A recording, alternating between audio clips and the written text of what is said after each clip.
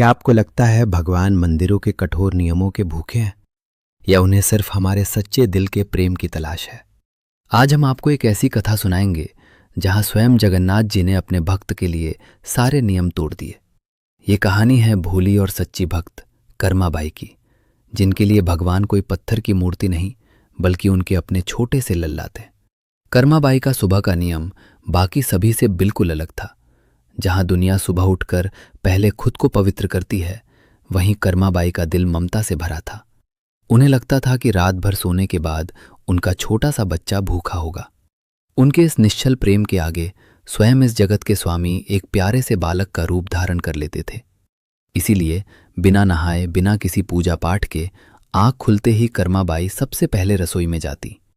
अपने ठाकुर जी के लिए मिट्टी के बर्तन में गर्मा गर्म बाजरे की खिचड़ी बनाती, उसमें ढेर सारा मक्खन डालती और फिर बड़े प्यार से पुकारती, आ जाओ मेरे लल्ला, खिचड़ी ठंडी हो रही है। और आश्चर्य की बात देखिए, स्वयं भगवान एक छोटे से प्यारे बालक के रूप में दौड़े चले आते।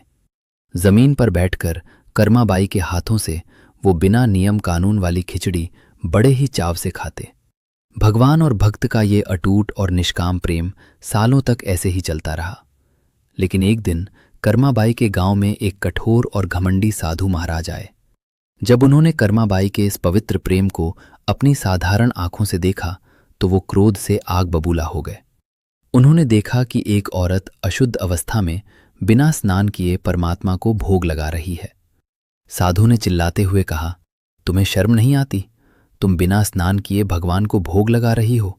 ये घोर पाप है। पहले पवित्र हो जाओ, मंत्रों का जाप करो, तब भोग लगाओ। साधु की ये कठोर बातें सुनकर भोली कर्माबाई बुरी तरह डर गईं और फूट फूट कर रोने लगीं। उन्हें लगा उनसे बहुत बड़ा पाप हो गया है। अगले दिन डर के मारे कर्माबाई ने साधु के बताए सारे नियमों का पालन किया।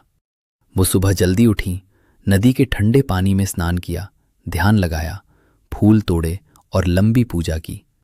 पर इस पूरे विधि विधान में बहुत देर हो गई। सूरज आसमान में ऊपर आ चुका था और दोपहर होने लगी थी। उधर मंदिर में भगवान भूख से तड़प रहे थे। उन्हें सुबह सुबह कर्माबाई के हाथ की मक्खन वाली खिचड़ी खाने की आदत थी। इंतजार करते करते भगवान की हालत खराब हो रही थी, और जब आखिरकार कर्माबाई ने घबराते हुए खिचड़ी बनाई और देर से भोग लगाया तो भगवान तुरंत वहां प्रकट हुए और जोरों की भूख के कारण जल्दी जल्दी खिचड़ी खाने लगे। गरम खिचड़ी उनके होठों पर लग गई। तभी मंदिर के कपाट खुलने का समय हो गया और भगवान को अचानक वहां से अंतर्ध्यान होना पड़ा। पर जब पुजारियों ने दरवाजे खोले तो उनकी आंखें फटी की फटी रह गईं।